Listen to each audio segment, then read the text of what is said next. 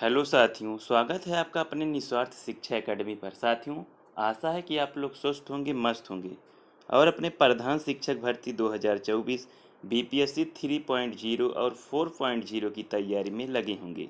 साथियों, उसी से रिलेटेड मैं आज जीके, जीएस और करंट अफेयर्स की नई प्रैक्टिस सेट लेकर आया हूँ, जिससे आपके एग्ज़ाम में काफ़ी हेल्पफुल होने वाली है। साथियों, आपको बता दें कि बीपीएससी के ही पैटर्न पर ये कुछ महत्वपूर्ण प्रश्नों की जो सीरीज है मैं करवा रहा हूँ, ये आपके एग्ज़ाम में बहुत ही वेरी वेरी महत्वपूर्ण होगी। तो चलिए साथियों, देखते हैं हमारा पहला प्रश्न क्या है।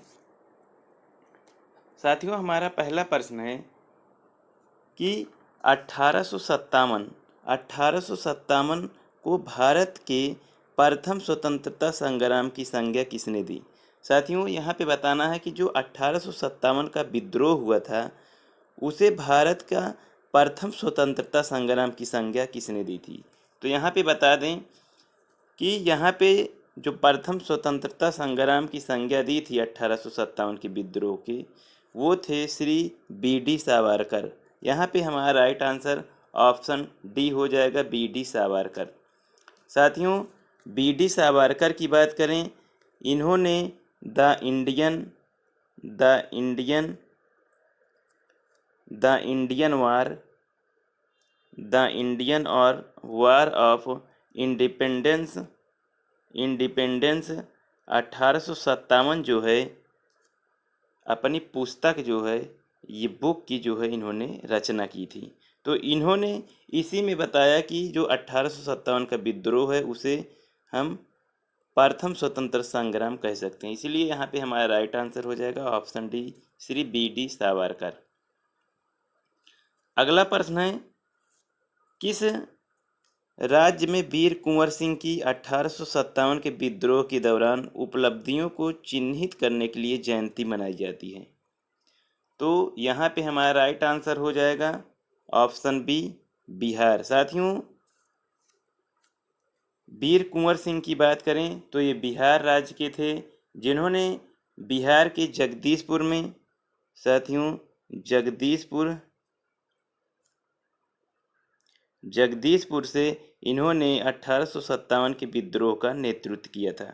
तो इनकी जो जयंती मनाई जाती है वो बिहार राज्य में मनाई जाती है, इसलिए राइट आंसर ऑप्शन बी हो जाएगा। अगला प्रश्न है, कह रहा है कि सीमांत गांधी किसे कहा जाता है। तो सीमांत गांधी किसे कहा जाता है, तो यहाँ पे सीमांत गांधी जो है, खान अब्दुल गफ्फार जी को कहा जाता है। इसलिए यहाँ पे राइट आंसर ऑप्शन ए हो जाएगा, खान अब्दुल गफ्फार खान। तो यहाँ पे हमारे राइट आंसर हो जाएगा ऑप्शन ए। साथियों, खान अब्दुल गफ्फार खान की बात करें तो इन्हें हम बादशाह के नाम से भी जानते हैं, बादशाह के नाम से भी इन्हें जाना जाता है। साथियों, आपसे प्रश्न पूछा जा सकता है कि प्रथम जो है, प्रथम भारत रत्न पाने वाले गैर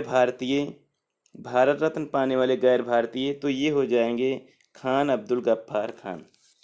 हमारा अगला प्रश्न है, सूर्य के चारों ओर चक्कर लगाने वाले पत्थर के छोटे छोटे टुकड़े को क्या कहते हैं।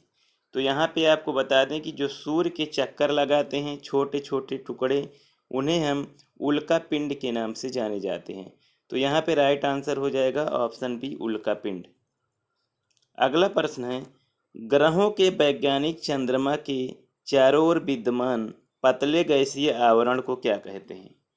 तो यहाँ पे हमारा राइट आंसर है ऑप्शन सी। ऑप्शन सी की बात करें तो चंद्रमा का बहिर्मंडल। साथियों, जो ग्रहों के वैज्ञानिक चंद्रमा के चारों ओर विद्यमान पतले गैसीय आवरण है, उन्हें चंद्रमा का बहिर्मंडल कहते हैं। तो इसीलिए यहाँ पे हमारा राइट आंसर हो जाएगा ऑप्शन सी, चंद्रमा का बहिर्मंडल। अगला प्रश्न है, पृथ्वी के वातावरण में सबसे ज़्यादा पाया जाने वाला तत्व कौन सा है। यहाँ पे बताना है कि पृथ्वी के वायुमंडल में सबसे ज़्यादा तत्व कौन सा पाया जाता है। तो यहाँ पे हमारा राइट आंसर हो जाएगा नाइट्रोजन। यहाँ पे ऑप्शन सी हमारा राइट आंसर हो जाएगा, नाइट्रोजन। अगले प्रश्न की बात करें, अगला प्रश्न है कि वायुमंडल की सबसे निचली परत को क्या कहते हैं। साथियों, वायुमंडल की सबसे निचली परत को यहाँ पे जो है ट्रोपोस्फियर के नाम से जाने जाता है। तो यहाँ पे राइट आंसर ऑप्शन बी हो जाएगा। साथियों, वायुमंडल की परतें की बात करें तो वायुमंडल में जो है 5 प्रकार की परतें पाई जाती हैं। साथियों, 5 प्रकार की परतों में पहली परत की बात करें तो पहला है क्षोभ मंडल, दूसरा है समताप मंडल। साथियों, दूसरा समताप मंडल। तीसरा है मध्य मंडल और चौथा है आयन मंडल और पांचवा है हमारा बहिर्मंडल।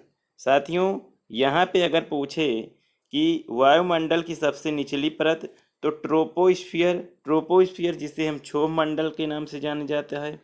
और यदि हमसे पूछे कि वायुमंडल की सबसे ऊपरी परत तो हम उसे बताएंगे एक्सोस्फियर अर्थात बहिर्मंडल। तो साथियों, इस प्रश्न के अनुसार पूछ रहा है कि सबसे निचली परत क्या है वायुमंडल की, तो ट्रोपोस्फियर अर्थात क्षोभ मंडल हो जाएगा। तो इसलिए राइट आंसर ऑप्शन बी हो जाएगा। नेक्स्ट देखते हैं, हमारा नेक्स्ट प्रश्न क्या है। कह रहा है कि प्रमुख यामोत्तर का नाम क्या है। साथियों, यहाँ पे भूगोल से संबंधित प्रश्न है। कह रहा है कि प्रमुख यामोत्तर का नाम क्या है। तो यहाँ पे हमारा राइट आंसर हो जाएगा ऑप्शन बी 0 डिग्री अक्षांश को जो है यामोत्तर के नाम से जाना जाता है। इसलिए राइट आंसर हो जाएगा ऑप्शन बी 0 देशांतर। अगला प्रश्न है, एक वर्ष के दौरान हवा की दिशा में मौसमी परिवर्तन को क्या कहते हैं। साथियों, एक वर्ष के दौरान जो हवा में परिवर्तन होता है उसे किस नाम से जाना जाता है। तो आपको बता दें, उसे जो है मानसून के नाम से जाना जाता है। इसलिए राइट आंसर ऑप्शन सी हो जाएगा। साथियों, मानसून की बात करें तो मानसून शब्द जो है ये अरबी भाषा का शब्द है। साथियों, मानसून अरबी भाषा के मौसम शब्द से लिया गया है जिसका अर्थ होता है मौसम। तो साथियों, हमसे पूछ सकता है कि मानसून किस भाषा का शब्द है, तो आपको बताना है अरबी भाषा का। तो जो एक वर्ष के दौरान हवा की दिशा मौसमी परिवर्तन को जो है मानसून कहते हैं। राइट आंसर ऑप्शन सी हो जाएगा। अगला प्रश्न है, बारिश और हिमपात के साथ होने की अवस्था को क्या कहते हैं। यहाँ पे बताना बारिश और हिमपात के एक साथ होने की अवस्था क्या कहलाती है। तो यहाँ पे हमारा राइट आंसर हो जाएगा ऑप्शन ई। ऑप्शन ई की बात करें तो ऑप्शन ई हो जाएगा उपयुक्त में से कोई नहीं, उपयुक्त में से एक से अधिक। साथियों, बारिश और हिमपात एक साथ होने की अवस्था को हम वाष्पोत्सर्जन कहते हैं। वाष्पोत्सर्जन के नाम से जाना जाता है। इसलिए यहाँ पे इनमें से कोई नहीं हो जाएगा। अगले प्रश्न की ओर बढ़ते हैं। हमारा अगला प्रश्न है कि पूर्व में भारत की सीमा किन किन देशों से लगती है। साथियों, यहाँ पे बताना है कि पूर्व में जो है भारत की सीमा किन किन जो है राज्यों से, किन किन देशों से लगती है। तो यहाँ पे हमें बताना है।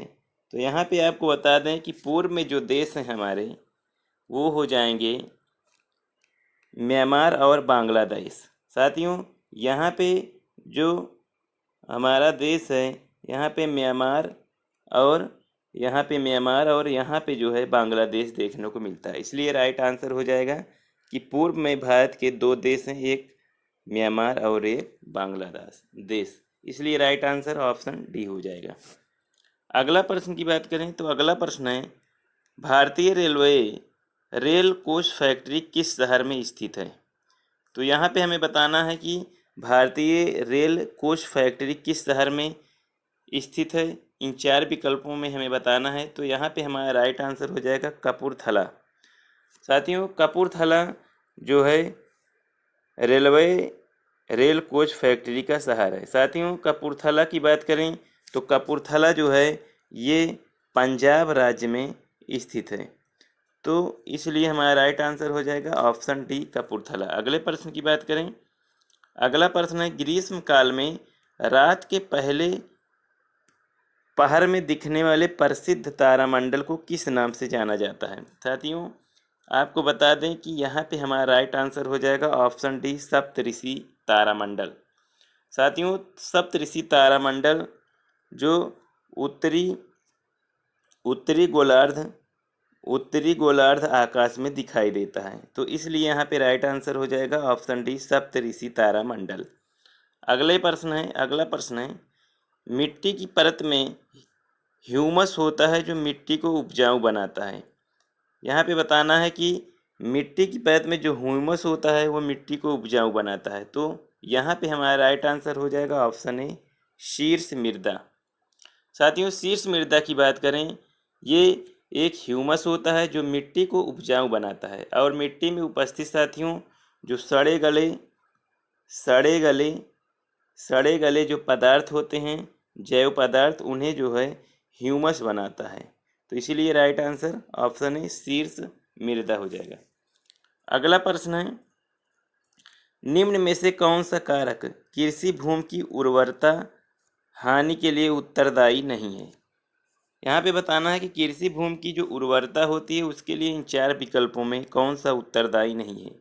तो यहाँ पे हमारा राइट आंसर हो जाएगा ऑप्शन डी, उच्च मृदा धनायन विनिमय क्षमता। यहाँ पे राइट आंसर ऑप्शन डी हो जाएगा। अगला प्रश्न है, निम्न में से कौन सा स्थान तांबे की खान के लिए प्रसिद्ध है। साथियों यहाँ बताना है कि जो 4 पे विकल्प दिए हैं उनमें से तांबे की खान के लिए प्रसिद्ध है। तो यहाँ पे हमारा राइट आंसर हो जाएगा ऑप्शन ए, खेतड़ी। साथियों खेतड़ी स्थान की बात करें तो ये राजस्थान के जो है झुंझुनू, साथियों राजस्थान का एक ज़िला है झुंझुनू, और इस झुंझुनू ज़िले के जो है खेतड़ी नामक स्थान पर तांबे का जो है बहुत बड़ा भंडार देखने को मिलता है। तो इसलिए यहाँ पे हमारा राइट आंसर ऑप्शन हो जाएगा ए, खेतड़ी। साथियों आपसे पूछा जा सकता है कि यदि स्थान न देकर जिला भी पूछ दिया जाता है तो आपको बताना है कि राजस्थान का झुंझुनू जिला जो तांबे के भंडार के लिए, तांबे की खान के लिए जाना जाता है। तो यहाँ पे राइट आंसर ऑप्शन ए हो जाएगा। अगला प्रश्न देखते हैं। अगला प्रश्न है कि निम्नलिखित में से कौन सा फरक्का बैराज के निर्माण का उद्देश्य नहीं था। साथियों बताना है कि जो फरक्का बैराज है उसके निर्माण का उद्देश्य नहीं है। तो यहाँ पे हमारा राइट आंसर हो जाएगा ऑप्शन ए, बांग्लादेश को बहाकर जाने वाले पानी को रोकना। साथियों बांग्लादेश का जो पानी बहकर जाता है उसको रोकना इसका निर्माण का उद्देश्य नहीं था। बाकी विकल्प भी कोलकाता बंदरगाह पर गाद के जमाव को रोकना उद्देश्य था, कोलकाता बंदरगाह के कटाव को रोकना इसका उद्देश्य था, गंगा नदी में जहाज़ों की आवाजाही को सुगम बनाना इसका उद्देश्य था, लेकिन ऑप्शन ए, बांग्लादेश को बहकर जाने वाले पानी को रोकना इसका उद्देश्य नहीं था। इसलिए राइट आंसर ऑप्शन ए हो जाएगा।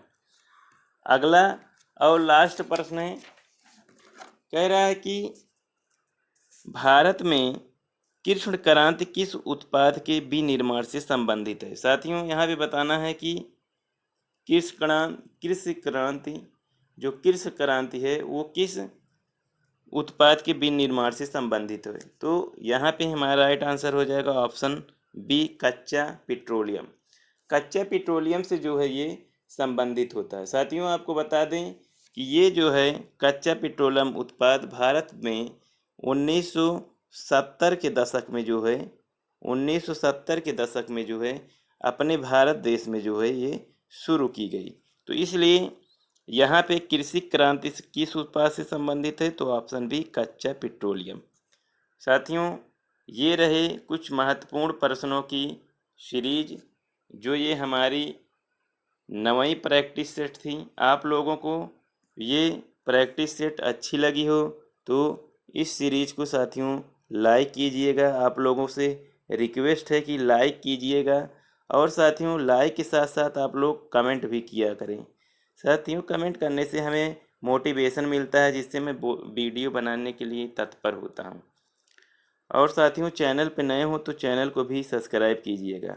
और जो साथी आपके बीपीएससी टीआरई और बीपीएससी हेडमास्टर की तैयारी कर रहे हो उनको इस वीडियो को शेयर करना ना भूलिएगा। तो चलिए साथियों, इसी के साथ अलविदा लेते हैं साथियों। थैंक यू साथियों। जय हिंद।